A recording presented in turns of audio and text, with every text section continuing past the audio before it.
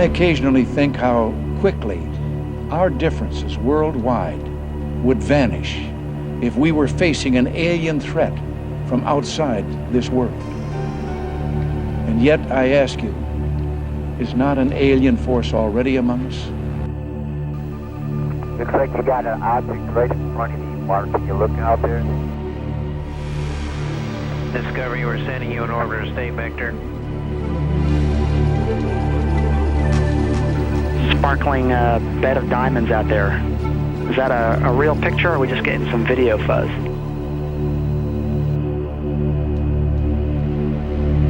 I don't know what it is. That one is really impressive. There are, on the other side of the coin, at least 5 proofs that the objects were not ice particles, therefore spacecraft. And they were either extraterrestrial or terrestrial, obviously.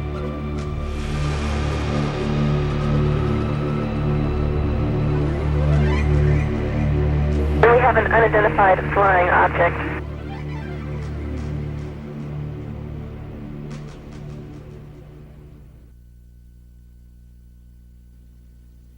For over 2,000 years, humankind has speculated that it is not alone in the universe. But it wasn't until September 1959 that American astronomers first put forward a practical, technically feasible proposition to search the cosmos for life forms other than ourselves. Less than a year after that, the idea was translated into practice. Since then, SETI, the search for extraterrestrial intelligence, has fired the imagination of millions around the world.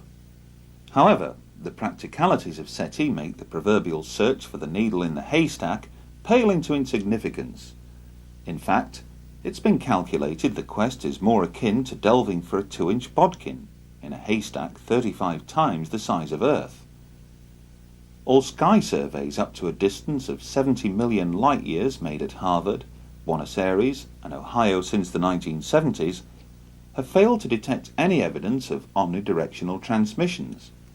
After years of analysing hundreds of billions of signals, fewer than 100 have given the appearance of artificiality, and none of these could be relocated in repeated surveys.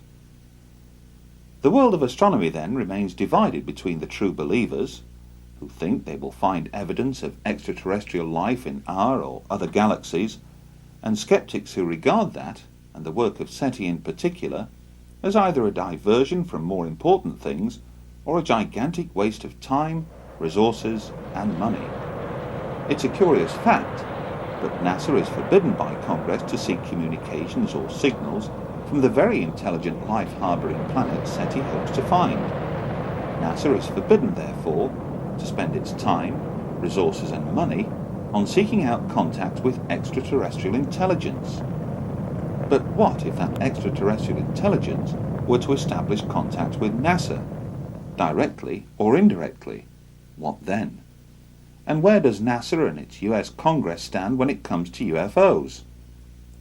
Could a small proportion of the residual evidence, gleaned from millions of worldwide UFO observations and case histories, point to an extraterrestrial presence already in our midst? Should claims and statements made by credible professionals and observers be ignored? Should intensive and documented interest shown in the UFO phenomena by every strand of the military and intelligence community be simply tossed aside? Should countless photographs and film footage taken of the phenomenon over the years be looked upon as worthless? Should radar tapes, which have recorded the phenomenon on 400 occasions, be deemed as flawed? Should Congress, then, pay lip service to NASA, the scientific community at large, and its military and intelligence chiefs, or is it time that politicians began to address the most important issue of our time? Is man, as some would have us believe, a unique species to this universe, one that evolved over the eons to finally stand upright and walk this planet, one that was able in the course of less than a century to progress from horse-driven carriages to putting a man on the moon? How was this staggering technological progress achieved over such a short period of time? Is it pure coincidence, then, that midway through this period, reports of flying saucers began to emerge from around our world? At the precise moment when man was signalling his intentions to step forth from his earthbound environment, the phenomenon we now term UFOs signalled back. Throughout the documented history of those early pioneering manned missions into space, one can find numerous references, made by both astronauts and cosmonauts, to witnessing, and sometimes describing, curious anomalous objects seen while in orbit around the Earth. John Glenn likened these to fireflies, and for a time NASA actually believed they had stumbled across living critters, according to one of its retired astronauts, Scott Carpenter. The years went by, and with each passing decade there appeared no let-up in reports of UFO activity. But in the late 1980s, those reports took on far greater significance with the arrival of the camcorder. In the space of a few short years, what was once regarded as an extremely rare event, to capture a UFO on film, has now become commonplace. And while a sizable proportion of that video footage leaves most unimpressed, like the phenomena itself, a small residue of what remains can be termed impressive. In July 1991, millions of people throughout Mexico stared skywards to observe a solar eclipse. That day, several UFOs appeared in those same skies. Skeptics would later conclude that these were nothing more than planets or stars, but the video evidence, recorded independently at several different locations, suggested otherwise. Much has been said, written, and claimed as to why more UFOs have emerged from Mexico than any other nation on the planet during the 1990s. Indeed, there are those who would argue that most, if not all, of the 5,000 plus hours of amateur camcorder footage taken of UFOs in the skies above Mexico this past decade alone is nothing to write home about. That the bulk of the footage can easily be explained. That some has been deliberately manufactured, while the rest has captured nothing more than passing aircraft, balloons, meteors, or falling space debris. Dependent on your point of view, the objects depicted in these sequences are either balloons or UFOs. Interestingly, during filming, the camera operators and those closest by never refer to these objects as balloons. Others liken them to spheres, a term first used alongside Foo Fighters when describing anomalous objects seen by Allied pilots operating in the Pacific theatre of World War II. Outside of Mexico, there have been other recorded instances where spheres have been seen and captured on film. Here are two recent examples. These spheres appeared over Stirling, Scotland during the summer of 1998. Local resident Brian McPhee borrowed a camcorder from his cousin after being puzzled by the repeated appearances of these objects high overhead. Some were seen to hover close to, and then descend, into or through the clouds. Elsewhere, some were seen to emerge from the clouds before darting away at incredible speeds. And take this as another example. Filmed in broad daylight over central London in July 1999, Christopher Martin was on hand to record the moment when this sphere appeared amidst one of the world's busiest air corridors. Was this a balloon? Or something else? But the term sphere is not just used to describe anomalous objects seen from the ground. Curiously enough, just 2 months after the Mexico eclipse, similar sphere-like objects were recorded by the crew of the Discovery space shuttle. Anomalous objects seen on the STS-48 mission footage, taken on the 15th of September 1991, have been explained away by NASA as nothing more than ice crystals, whose sudden movement was caused by the release of directional jet nozzles from the shuttle itself. What though the mysterious meteor-like streaks seen in the same sequence? And what of this counter-explanation to NASA's ice crystal theory by Dr. Jack Kasher of Nebraska State University? At least 5 proofs that the objects were not ice particles, therefore spacecraft, and they were either extraterrestrial or terrestrial. Obviously, that's the dichotomy that While many still remain unconvinced that the STS-48 footage captured intelligently controlled spacecraft in mid-flight, it was the catalyst that would persuade both UFO researchers and amateur astronomers alike to pay much closer attention to space shuttle missions in the future. And, as you will learn later, what showed up on the STS-48 footage would prove to have a profound effect on this individual. one that would eventually lead him to an extraordinary discovery. During 1996, there were two notable events. In August of that year, NASA announced that it had unearthed fossilized evidence contained in a Martian meteorite and discovered 12 years earlier in the frozen wastes of Antarctica, which would appear to suggest that life, albeit billions of years old, once existed on the red planet. The declaration, which has yet to be embraced by the scientific community at large, created headlines around the world, and more or less ensured that NASA would have no difficulty in raising the necessary funds to embark on an ambitious, unmanned series of mission probes to Mars in the future. 3 months later, on the 1st of December 1996, Space Shuttle astronauts on board STS-80 filmed something remarkable. Scores of anomalous objects could be seen skirting Earth's upper atmosphere below, but then, from beneath a high bank of cloud, emerged a large sphere, almost plasma-like in appearance. And as the sequence rolls, note how the camera on board the Space Shuttle zooms in on a cluster of anomalous objects which appear to congregate on the Earth's horizon. Interestingly, during that same mission, astronauts would point their cameras towards Brazil, more specifically Sao Paulo. Were they expecting something? Whatever suddenly streaked into view would appear to suggest they were. But what was it?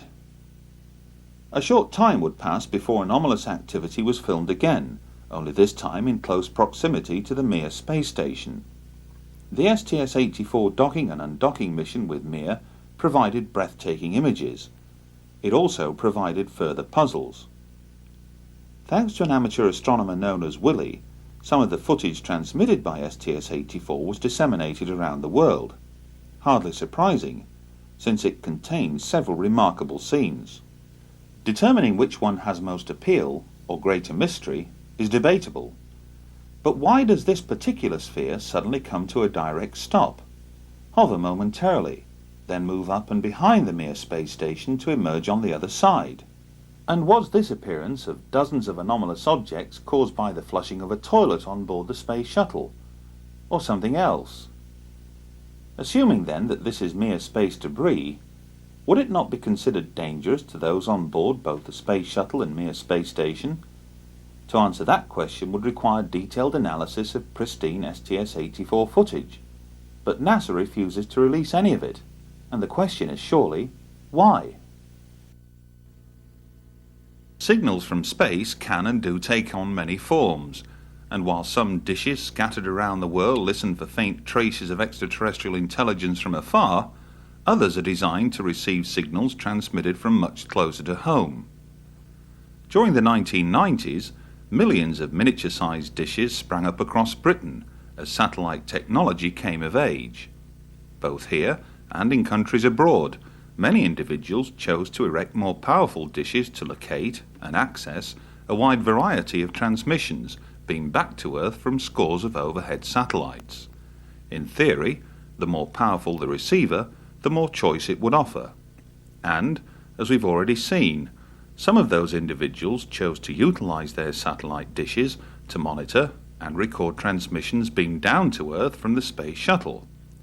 But what if one of those individuals had the means to utilize an even greater array of satellite receiving dishes, to record and subsequently log every second of NASA transmissions, from not one solitary Space Shuttle mission, but from several, covering a period of almost 5 years? What then? That incredible scenario first came to light late one evening in the summer of 1999, when Graham Birdsall, editor of UFO magazine in Britain, took a call on his mobile phone. The caller was Martin Stubbs, a cable TV station manager from Vancouver in Canada.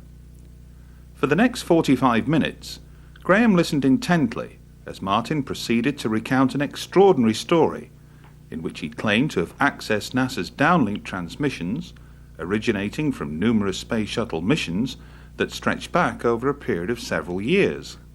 And, amidst all of this carefully logged footage that amounted to over 2,500 hours, Martin further claimed to have stumbled across something equally extraordinary, palpable evidence for the reality of not one, but 2 extraterrestrial life forms.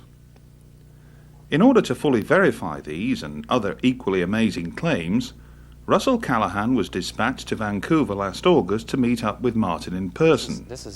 Joining him would be Brian Borshoff, project director of the Phenomena exhibition, who flew in especially from Australia. After spending an entire week in the company of Martin, engaged in, for the most part, viewing countless hours of NASA footage, the staggering implications of what he'd uncovered soon became apparent. For although Martin had come across countless further examples of mysterious sphere-like activity, his trained eye as an experienced TV editor had picked out something else, something that he would find compelling, something that others would later find amazing.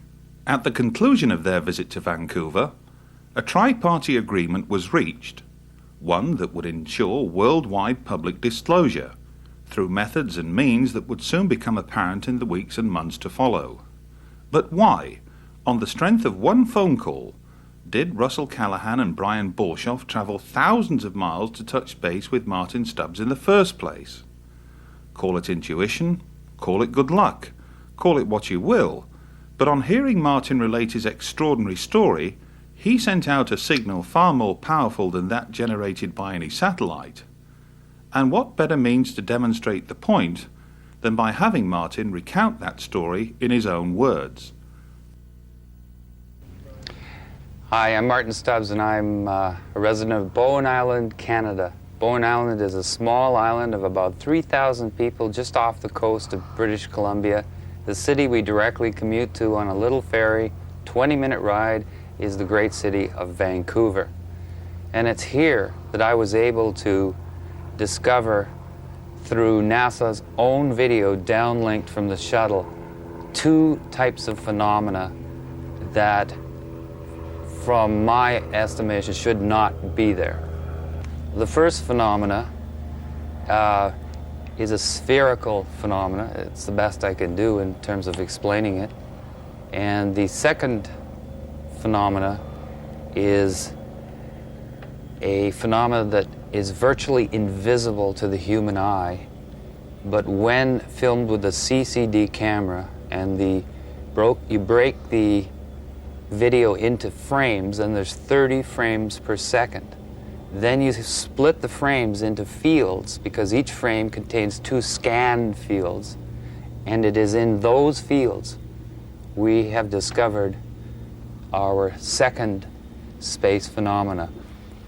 It's not a matter of finding something that is a reasonable doubt scenario. It's more about, let's just keep collecting, studying, and analyzing, and eventually the jigsaw puzzle will come together, and it's finally happened.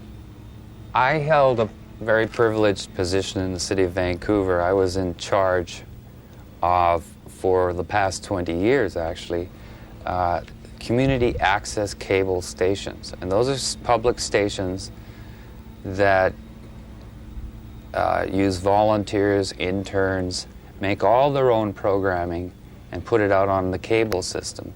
Here in British Columbia and throughout the rest of Canada, we have 90% cable saturation. So it's the equivalent of having a full channel. And in my office, I had old log tapes from logging the station available, and they were supposed to be turned over after a few times, so I just piled them up. And I had VCRs. I had the means. And I talked to our technical department and asked them if they could give me my own dish. And they did. And I set my machines and went about my normal daily life of managing 2 of these facilities. And I just would go home at night after each shuttle mission, or each day of the shuttle mission, and break the tape down. And I just found myself in the unique position of having the means to do it. I was in a position to do it, and I had all the motivation. The second the shuttle countdown began, I recorded, and I stopped recording when it was at a full stop.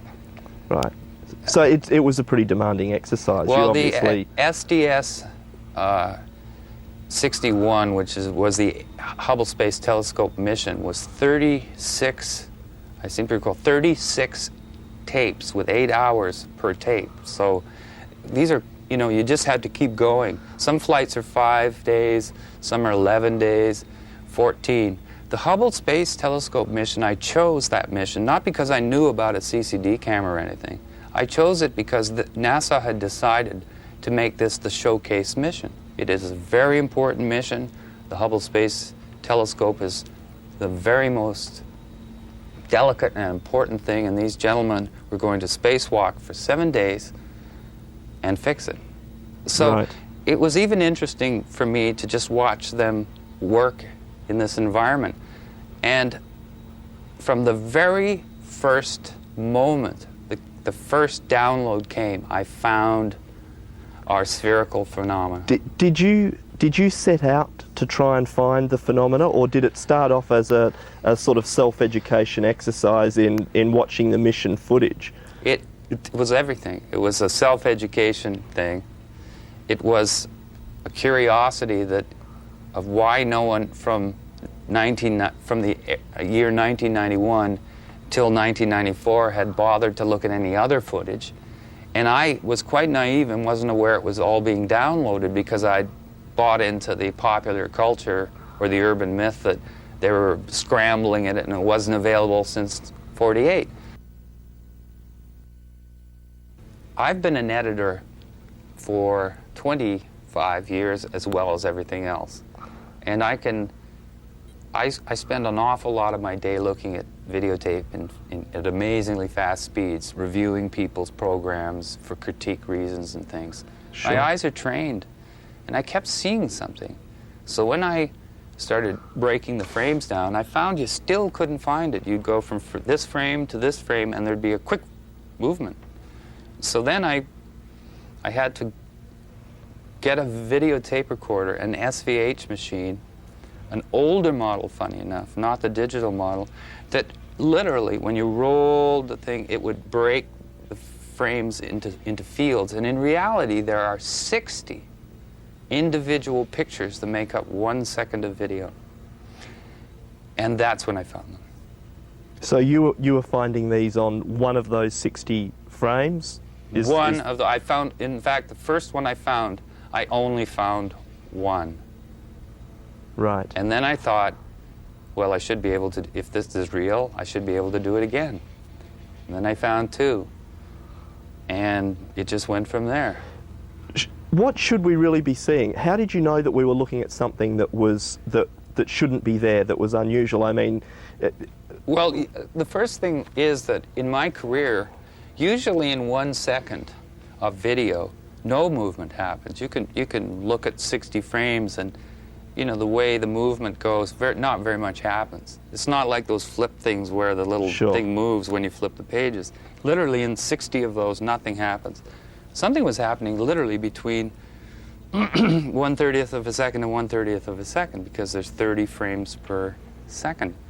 So it was just sort of let's look at this. And when I found it was in a scan field, and then the way it works is it scans and scans very fast.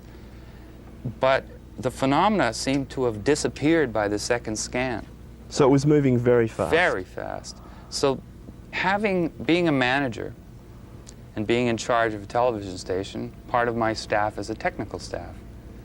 So I started consulting our technicians on to destroy my discovery. I wanted them to tell me that they could You wanted be to hoaxed. critique it as heavily as you could. I wanted them to tell me this somebody could fake this. You can't.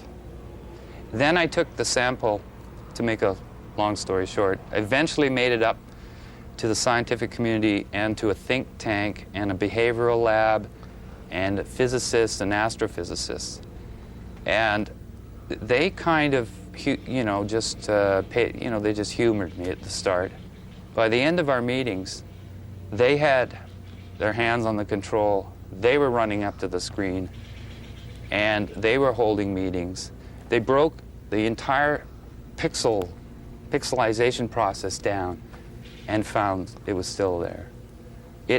So they really didn't expect to see anything in the no. beginning, but by the time you No. finished, they were excited. I think they expected probably that we'd have more of a real-time phenomena, which is still spectacular. And probably, I guess, that they felt Yeah. they might be able to explain to you as something Yes. perfectly legitimate or normal Yes. for... Well, you never know who's in the Skeptic Society of British Columbia. For instance, the X-Files actor William Davis, who is the cigarette-smoking man in the X-Files, is a member of the Skeptic Society. So I never knew with these scientists what they were trying to do to me. Sure. But the amazing thing about this other phenomena, the one that's virtually, I would say it's invisible, although it isn't once you see it. You begin to see it all the time. Is it blew their minds. It blew their minds. Did they offer any explanation for what they thought it might be? Or are they as baffled? There's a professor at Simon Fraser, Professor Weinberg, who literally said it had to be it had to be actually there, doing exactly what it was, but he could not. He said we would have to go right to NASA, and eventually we had a lecture at the planetarium here in Vancouver by one of the Hubble poobahs, the chief Hubble designers, engineers. That must have been a great opportunity. It was a great opportunity, and what was interesting is when we showed him the spherical shapes on video clips, on video stills, he was comfortable, which meant, he could throw the ice crystal theory, because it was a very small sample at that point. It was only the first time I'd ever done it. At that point, he confirmed that what you were showing him were ice crystals, or...? No, he just thought that was basically... He accepted that it was a phenomena of some sort. He just, well, they're comfortable at NASA because James Oberg, who's the NASA debunker, in my estimation, had basically briefed them all that don't worry about all this stuff you see, because that's just all kinds of stuff you don't understand about ice crystals. So he didn't have any, it was the Hubble fellow at the planetarium after the lecture with the head of the planetarium. He sat there comfortable, but when the still frames of this second phenomena were shown to him, he stormed out of the room. Did he say anything? Did he give any reason? He made some huffs and puffs and stormed out of the room. Now we found, that's very unusual kind of reversal, and we obtained, we meaning an artist friend and I, who's got more guts than me, I guess, in terms of walking through front doors, which is not supposed to. He picked up the phone after he got the number and phoned this fella. And he got hello, and the second he said who he was, there was back talk, things like, it's that guy, blah, blah, blah, and the phone went down. In other words, communication was cut off completely. Not a very good public relations exercise for the... No, but we found it odd that, these are okay and these aren't. So anyway, that's how it started. So Professor Weinberg, who's a wonderful man, said to me something he's never said to anybody before. He actually sat down, sort of rolled his hands through his head and whatever hair he had, and said, I believe there are things out there, and it's just a matter of an et cetera, et cetera. Well, my friend, my partner, could not believe. He knows this gentleman that's worked through the Canadian Space Agency with him. This Professor Weinberg studies the effects of space travel on the brain. Right. And shapes, and whether they, why they come home depressed. Elizabeth Bondar, our famous first woman in space, it isn't generally known in Canada, but she was depressed, massive depression for the first 2 weeks after she landed, and so they really had to study what's going on, Sure. And they found that they were missing, that there was the familiar shapes that we see every day not in the space program. And that's what these people were doing, working with the Canadian Space Agency, to suggest putting shapes in parts of the shuttle or redesigning things to familiarity for your subconscious. Right. It says they talk to orca whales up there, and they photograph the brain and put pictures in front of you, and then colors flash and they photograph it. It's the only place at the university you can get a parking spot because no one knows it's there. I didn't know, and I went there. So, and he told me things. He said, get another flight, duplicate the phenomena that you've got, duplicate what you did, try to get the 2 different colors, try to get multiple ones in a shot, because the STS-61, I was quite naive, especially this second thing. And so I remembered that, and I recorded the next shuttle, and I knew what I was looking for, and I found it. You mentioned something to me earlier about the lighting conditions and the fact that you felt they were self-illuminating. Well, I needed, yes, at first I actually thought, you know, I was my own worst skeptic. I've learned that in television. You know, you don't present anything unless you're totally researched and sure. But I began to discover that these were appearing in dark, when the camera, when the sun went down, when the sun came up, when there was refraction, when there wasn't refraction. I found them under every lighting condition, and my only conclusion from looking at the video and continually looking at it is obviously they're self-illuminating. Did they change at all under those different lighting conditions when apertures change or the sun goes down or the craft's in a different position? Do they appear to be any different? No, in fact they appear to be different just from every time you capture them. Sometimes you capture them when they seem to have slowed down and you see more of a craft structure. When they're moving very quickly, you'll see this long streak. Right. But the interesting thing is, after 1,000 of them, and I still photographed them, you lay them side by side and you start to see common things.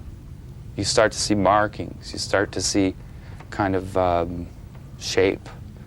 You know, it's not... So you've almost been able to classify them in a way. Well, actually, I've been calling them the second phenomena, but the way I see this is everything to date that has been shot by humans from here, from the ground, I call one. That's one. The space phenomena, the spheres, outer space, that's shot from NASA's cameras is 2, and I thought it would stop at 2.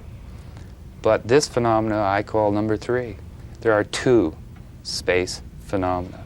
And this third phenomena, I don't blame people for not discovering it or anything. I don't think anybody has tried not to discover it. Well, it sounds to me like you had to go through a lot of work. I just wonder how many people with my technical television background have tried this. And I don't think a lot of scientists have. I just know that Professor Weinberg was absolutely knocked out of his... He just couldn't believe it. And as I built the sample up, I didn't believe it more. I couldn't believe it. I mean, it's reached the point. But I don't want to take anything away from the spherical phenomena. The second phenomena, to me, is absolutely unimpeachable in a preponderant sense. You know, I was quite satisfied with finding 2. What phenomena 2, the first space phenomena. Sure. And I still am. But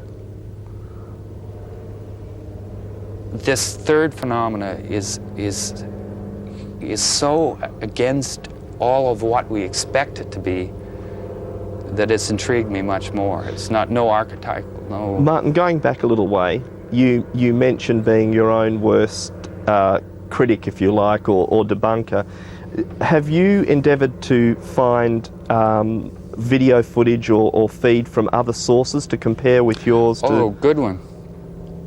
Thank you. Yes. I did everything. I taped through 2 different cable systems. I taped into direct dishes, And then the most extraordinary discovery of all was I recorded CNN's live feed of a recent shuttle. I think it was STS-86 or 84, one of them, of the docking. And even though I guess a lot of people were looking for the spherical thing that knew about them, I was looking for the third phenomena, because I can see it now, you know, with that, my eye can catch it. And this, to me, would show that it has nothing to do with my machines, and it has nothing to do with the dishes, and this looked like good. And it also was a great chance for me to prove to myself that what you were seeing was really there. I believe that if this is there, it has to be there all the time. It can't not be there and be there. And so I figured I'd take the biggest chance of all. And so I broke down the CNN footage. There they were. And even on the CNN footage? Yes. And, well, it's documented, and I don't think CNN even knew what they were seeing. But what stunned me is that was almost, well, how much more do you need, you know? I really did not, I didn't want to come forward with the third phenomena, but then the second space phenomena, until I was able to be absolutely certain that this had some substance to it.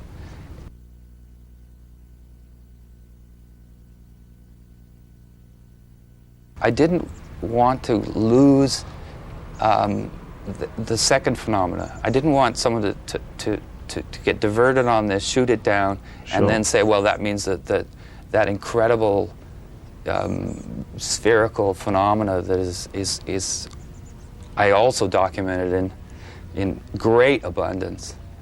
I didn't want that to be dissed. After you'd collected this material, you mentioned the gentleman at the planetarium that decided that he didn't want to talk about it. Yeah. Have you spoken to any other?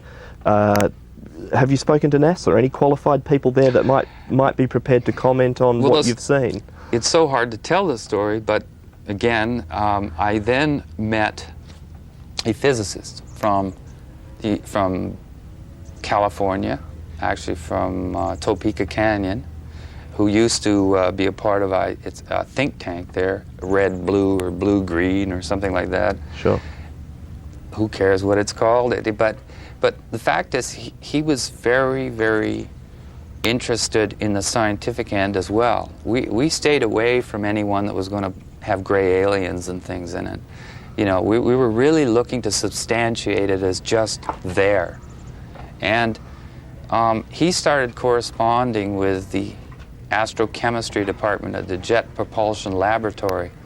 And the extraordinary thing about that is that he didn't communicate on my behalf with just that department. He communicated with the head of the astrochemistry department. And I've turned over the documentation which outlines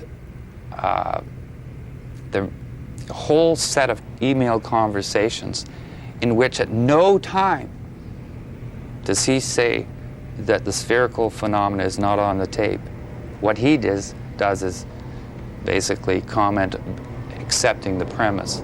Do the emails discuss both phenomena or just the spheres? No, that's the interesting thing. We decided that, you know, that it would be better to continue our work, which is massive. I have massive amounts from every flight of these spherical phenomena. I have examples of these things 300 miles away, close to the ship. So I feel there's enough there to I didn't want to freak out the You felt that there might have been a bit much. Well, I'd already seen Professor Weinberg's reaction, and you really have to be right with them to hold their hand. And I just felt that he might stop the emails. We were absolutely knocked out that this man started talking to us. It was the first time that I've ever heard of a senior Major League JPL NASA player literally discussing what is on the tapes. There's an example of the tether, which is a 12-mile long electrical, $100 million satellite controlling electrical... An electrical experiment. Yes, I'm not a scientist, I apologize for that, but you know, I'll get you these details. But this tether, they are busy showing us from the moment it broke to the moment it's 300 miles away. And at every point... It broke? Yes, mysteriously it broke just in the right place. If it broke a little bit too close to the shuttle, it would have taken the shuttle out. If it had broken a little further on, it would have maybe destroyed the wing or something, you know?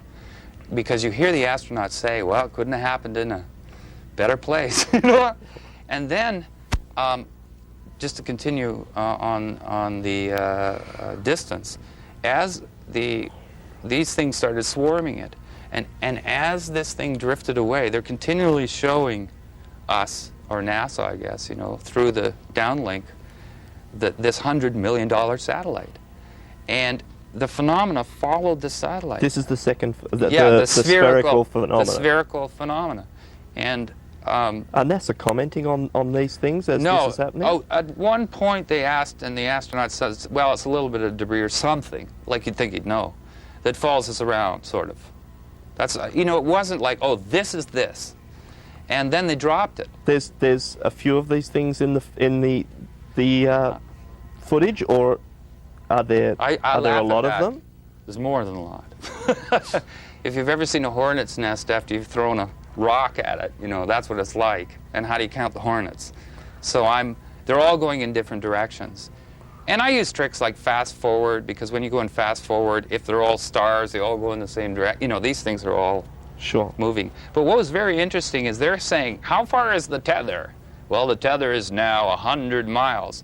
And they zoom with their incredible zoom in on it, and you see some of these spheres in front of the tether, and some of absolutely clearly, no problem at all, they're behind the tether.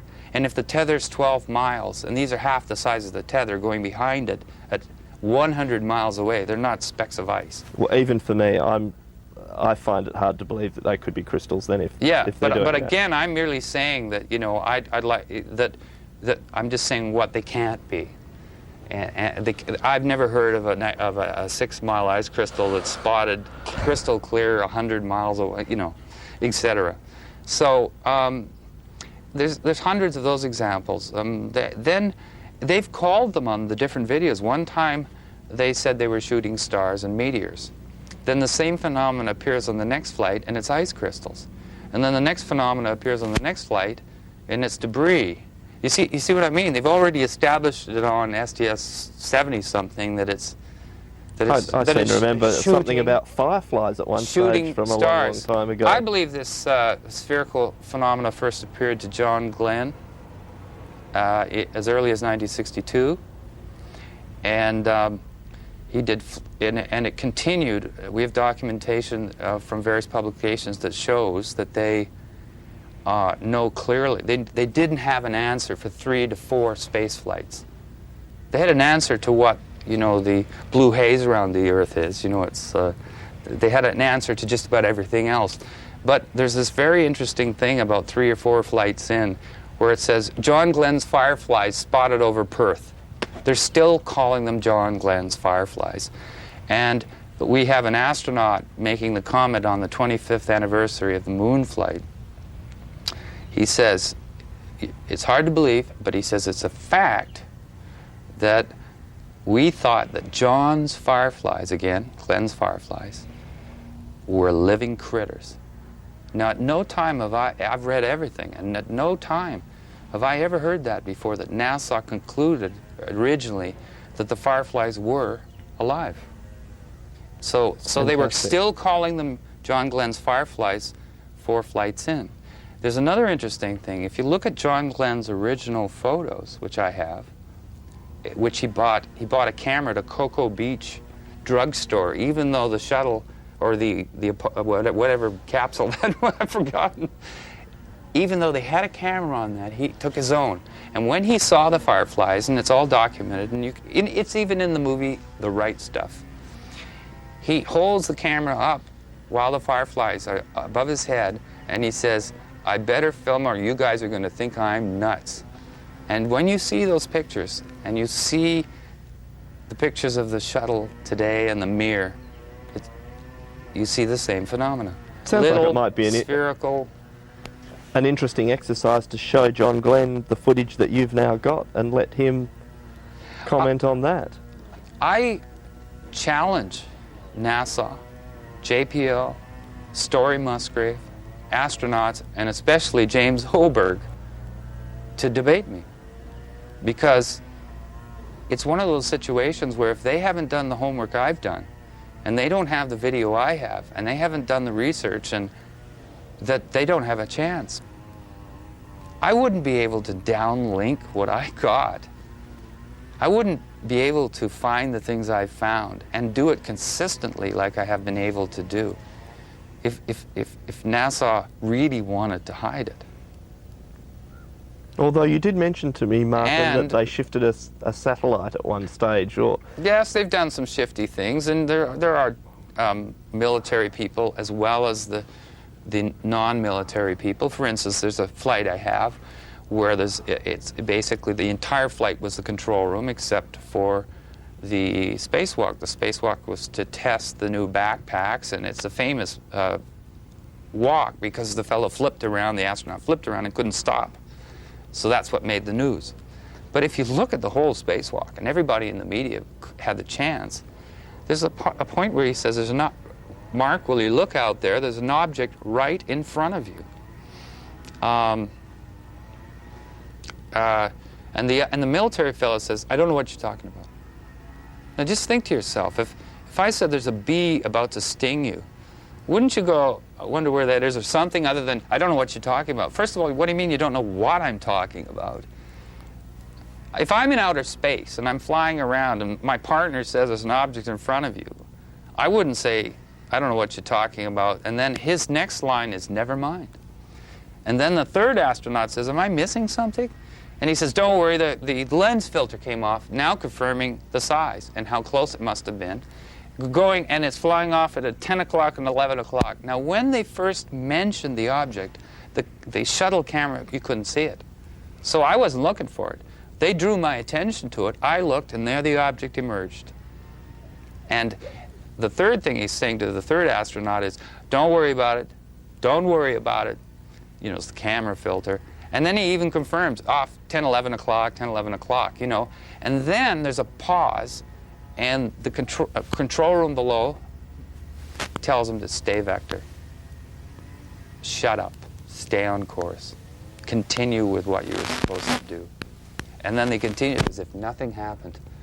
As if nothing had happened. Yet it's right on tape. Audio, video, and you see the object they're referring to. So, but my point was they didn't hide that from me. They're challenging us to find it. And my only question is, how come there aren't more of us out there finding it?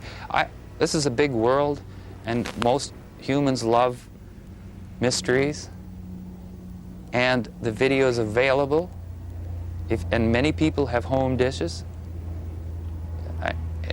And even though NASA moved the satellite almost onto the horizon after they found out what we were doing, we still were able to get the satellite. I don't see, I've had no agents at my house. I've communicated with the Canadian Space Agency, but I can't, for their protection at this point, I can't give you the name, but let me just say that we ran it by our own country's space agency due to the connections we had. And what was their comment? That it was the most popular underground tape among the astronauts. You know, that it was the one they all wanted to have a copy and show their friends at night. Like, that was the reaction. This is a great tape. We love looking at it. Everyone just thinks it's the greatest.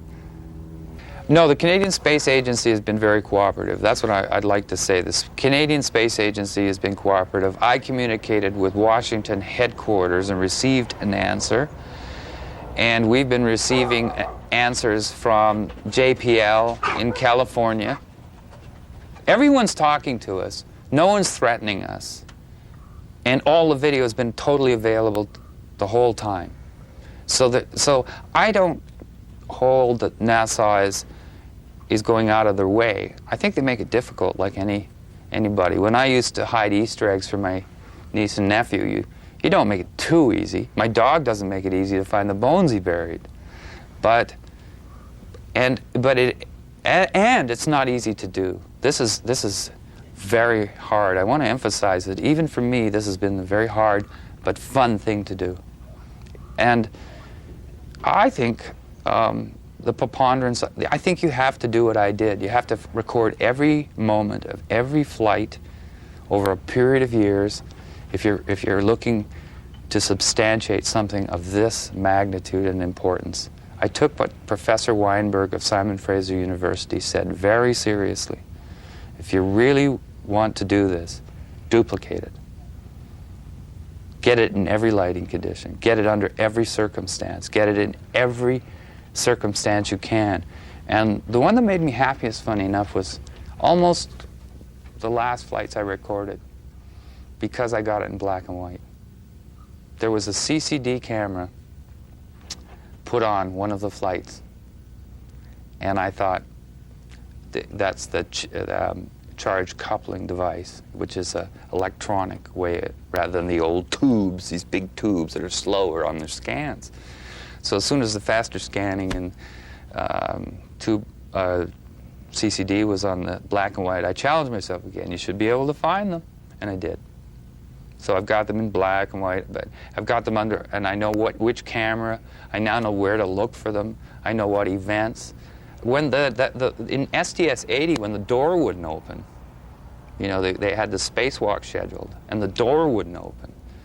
I remember watching that and seeing all of this third phenomena, this second space phenomena, but the third phenomena, all around the door. And they were moving the door and trying to get it open. And I'd never seen this phenomena do that before. And then a flight or two later, the astronauts were commenting right on the feed that there was something had come through the door. They were seeing these flashing colored lights. Oh, that flash. Oh, that light flashing off of HST is there. That was me. What? I just thought of it in my imagination. Yeah, I saw it too, so it's not. There was two of them.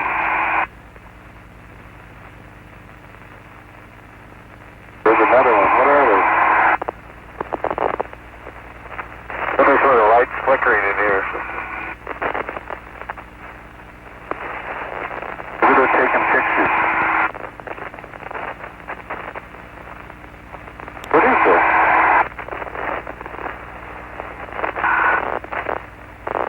Is this thing passing in front of us? What are the lights? Which one?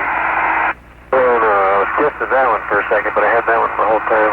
Yeah, I was looking at that one too. The spherical phenomena we've documented and is very solid. Isn't the type that would go in there, float around, and them say it's going really fast, we can't see it, and it's all these popping colored lights. That was the first time I got some kind of a feel that the astronauts have seen phenomena 3, the second space phenomena. It's something that should be this challenging. I don't know why most people think something this different is just going to be nuts and bolts, 30 feet across, nice big friendly gray aliens come out, recognize themselves in all the ads that have been appearing in car companies, turn on the TV and watch the new Roswell series, visit the X-Files. You know what I'm saying is that this phenomena is not what I expected to find, this third phenomenon.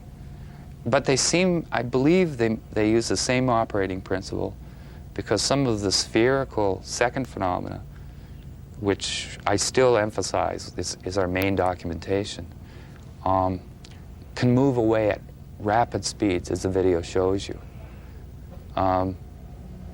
Do you believe the two phenomena are connected? Yes, somehow. I think, well, they're very aware of each other. Somebody suggested to me, what if they're the same phenomena? But I've studied them extensively, and the spherical phenomena has different characteristics to it. Kind of let's just put it at that, leave it at that. They're not in color. This is a totally different phenomena. This one never goes at real speed. It's as if something comes up to your nose and in 1/30th of a second has a tour, like an iceberg or something, or a glacier, and then leaves. Without us even aware of it. And if it chooses, for whatever reason, to look at something, it tends to slow down. And that's why I believe it appears when there's a $100 million satellite disrupting the air. It appears when the Hubble Space Telescope is being repaired. It appears whenever something is happening. It's an amazing phenomena, and what I like about it is these aren't ice crystals. There's nobody in science in Canada that I've ever met, and David Sarita, my partner, in terms of the research end, not a partner, and let's just say he's as interested as I am, and he volunteered to take on that role. Nobody said to him that what this is. Nobody suggested anything except that it must be what it is, but they don't know where to go with it. They don't know what to do with it. They don't know how to react. It's easier if you can sort of argue that may or may not be something. But once you just look at it, it stuns you. In December 1997, in the Brazilian capital of Brasilia, representatives from over 50 nations took part in a major international UFO congress. Among them was Alexander Balandine, a former Soviet cosmonaut who spent 6 months aboard the Mir space station. In his lecture, Balandine conceded that he and many other cosmonauts had seen UFOs. "We cosmonauts had a golden rule," he said. "If you see something strange, keep watching it, because you may never see something like it again." Later, Balandine shook the assembled audience when he claimed that future anomalous images observed and or recorded in space would be shared between the Russian Space Agency, NASA, and a special forum of UFO researchers. This was an unprecedented announcement, delivered from prepared notes that would have to have been sanctioned by the Russian government, not least because Balandine was driven to and from the Russian embassy in Brasilia each day in a diplomatic limousine. Over breakfast, and with UFO researcher Boris Choronov acting as interpreter, Balandine assured Graham Birdsall that some UFOs reportedly seen by both American astronauts and Russian cosmonauts were very real. But when Birdsall ventured to suggest that some anomalous things seen in space might be secret Star Wars devices, Balandine said, "Of course, we accept this, but some of the things seen have nothing to do with these." Since that announcement, other former Mir cosmonauts have come forward to speak about their UFO encounters. It was a huge sphere. I think it appeared when we were over Newfoundland. The sea was in the background. It was shining, sparkling, of absolutely even shape. It shone like the balls that hang on trees at Christmas, greenish in color and all shimmering. It was impossible to take your eyes off it. And if further proof were ever needed that the Russian Space Agency meant what it said, then this sequence, captured by Russian state television from within Mir mission control, can only be described as proof positive. Note how the camera pans around the control room before settling on the main viewing screen. Was the subject of their attention these anomalous objects, seen in close proximity to the Mir space station?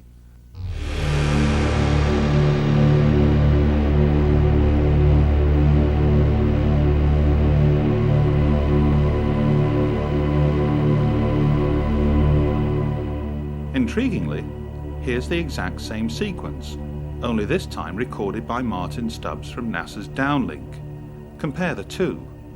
These objects are patently of interest to those watching in Russia, so might the same be true of their counterparts at NASA?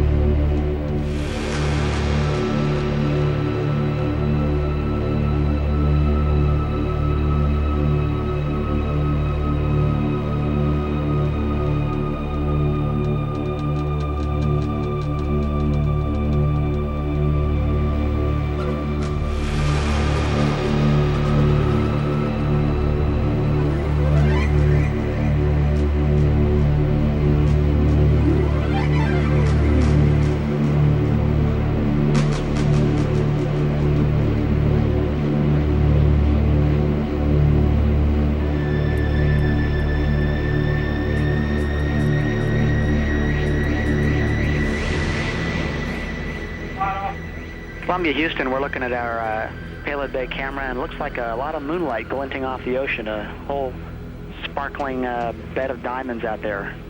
Is that a real picture, or are we just getting some video fuzz?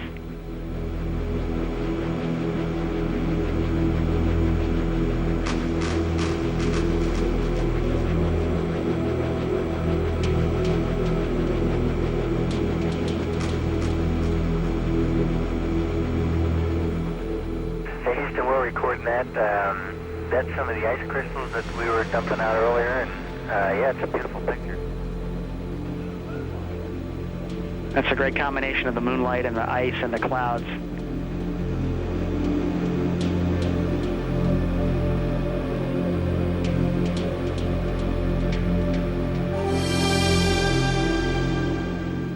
And it's a combination of moonlight making those ice crystals sparkle, and maybe as well as some of the sun starting to come up on the horizon.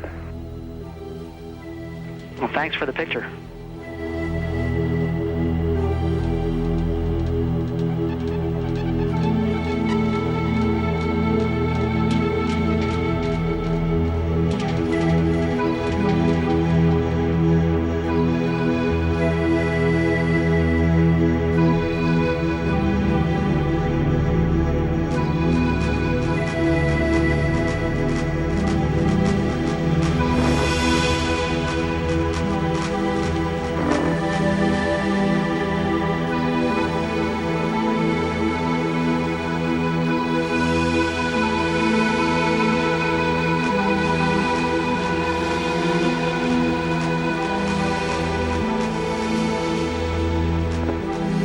The Mir space station is now visible on the far left-hand side of the screen, about an inch from the bottom of this particular picture.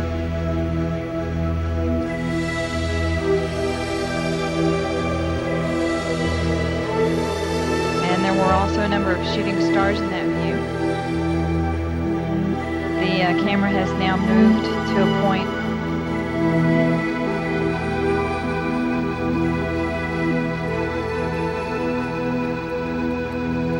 Okay, the Mir space station is the small flashing light in the center, about an inch from the left-hand side of the screen. It's slowly...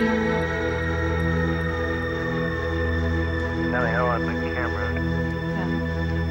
It is slowly moving closer to the left-hand side and is it has a very light flashing to it. We think on the middle of the screen, way to the left-hand side.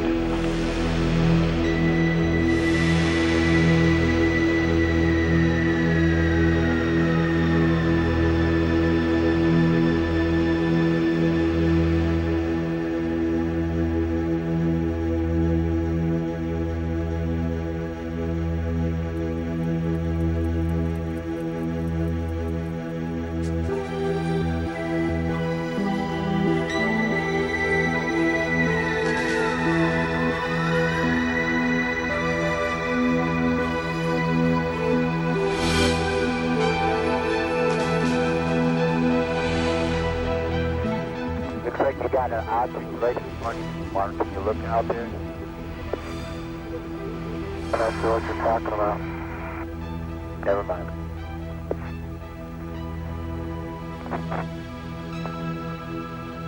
Are we missing something? I don't see anything. Yeah, we think the camera filter came off, Mark. It's about your 10 o'clock, 11 o'clock going away. Don't worry about it.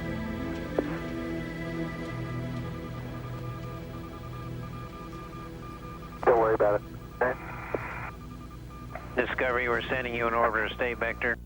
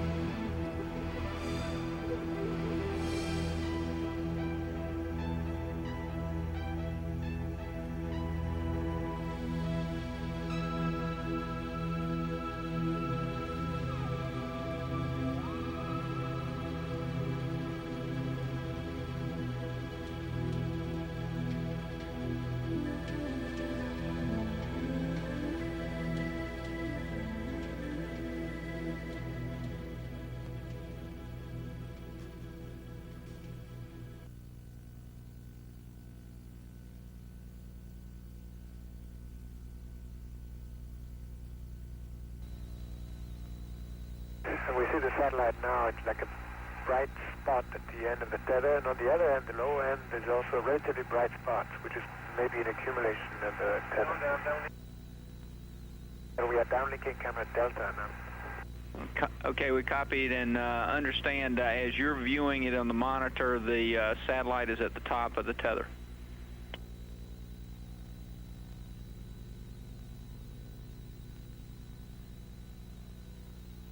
That's correct.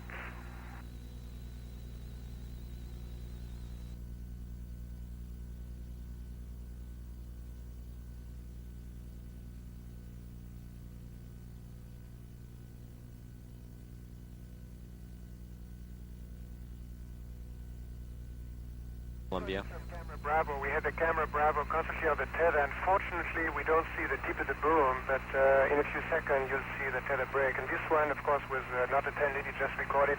It could not be bumped either, so it will record steadily the whole break and coil back of the tether. Copy, Claude.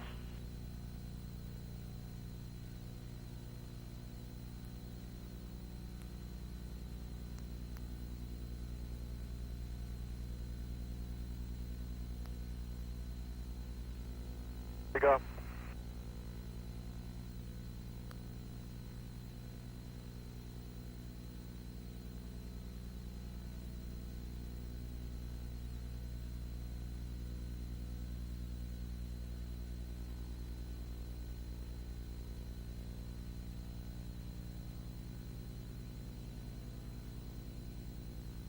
Again, this is a view of the satellite. Well, if it had to break, it did it in the right place.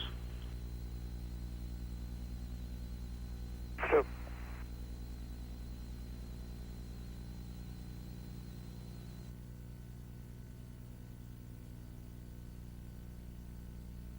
The left-hand corner there, straight as an arrow. So it seems from here. Yes, sir, we have it. Great picture.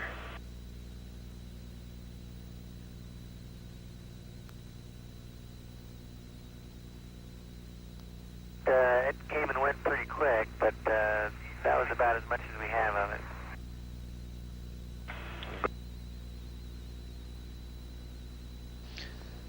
Columbia and the satellite now 77 nautical miles apart.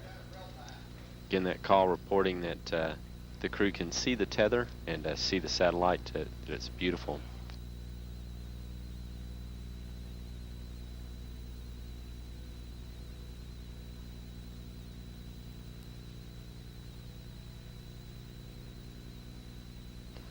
This view showing the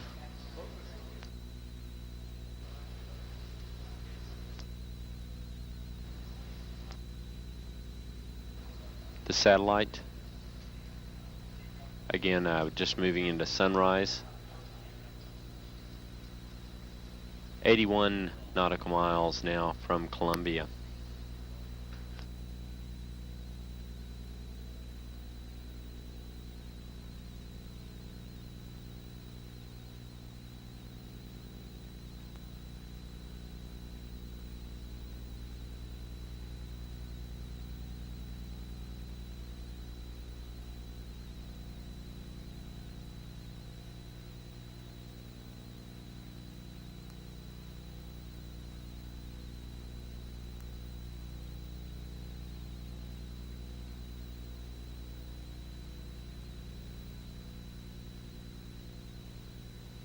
Guys getting the image?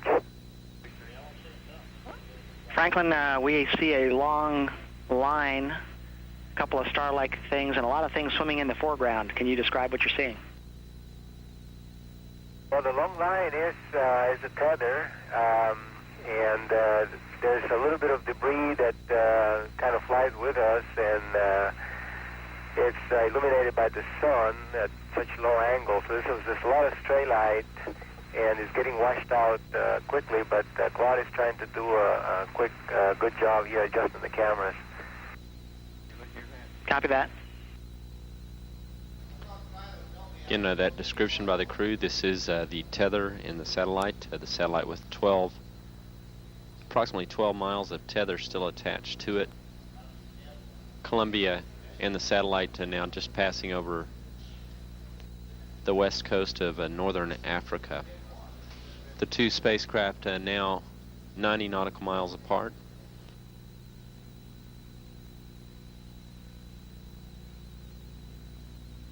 Controllers for the satellite did have communications with it during the close pass between Columbia and the satellite.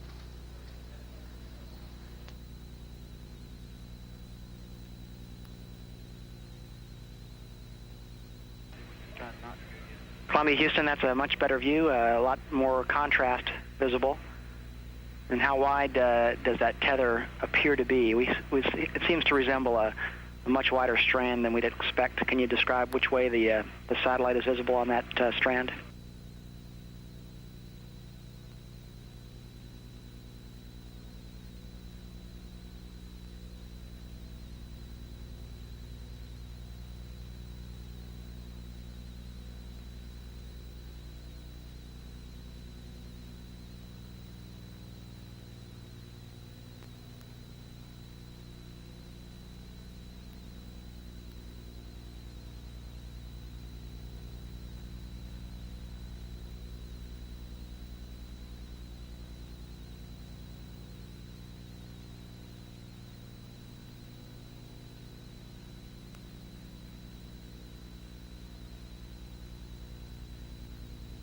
Satellite now 100 nautical miles. Charlie, completely unzoomed, and you see the full extent of the tether. I tried to adjust the focus, but I can't get better than that. Okay, Claude. Thank you. I'm going to zoom in now.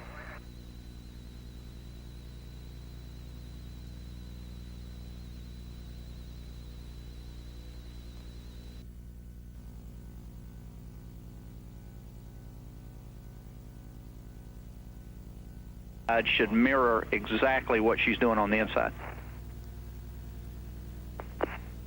Okay. Right now, the handle is installed with the tab in the unlocked position. I'm going to rotate the tab to the locked position now if you're ready. We're ready. Okay, we are fully seated in the locked position. Okay, Tammy, we didn't see any motion on the outside. If you would, go ahead and move it back to the unlocked. Okay, I'm pulling back to the unlocked, and again, it's only going about 3/4 of the way, will not lie flat, and will not seat, as I mentioned earlier.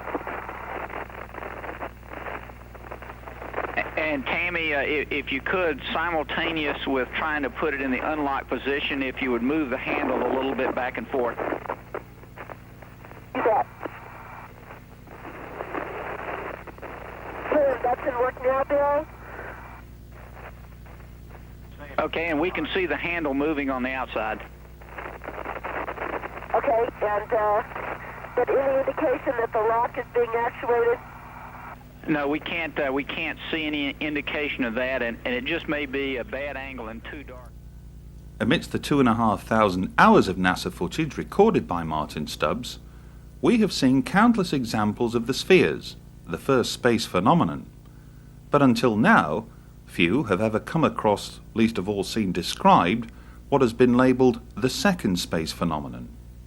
Those that have been left speechless, including eminent scientists, astrophysicists and, as we have learned, highly placed figures within the Canadian Space Agency.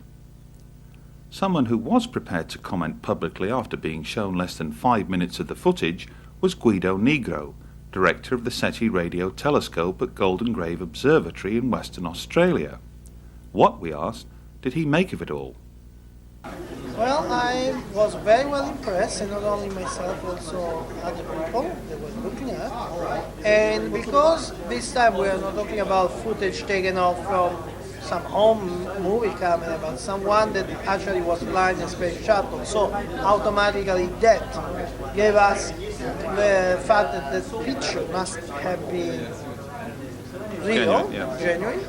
Well, I was very well impressed.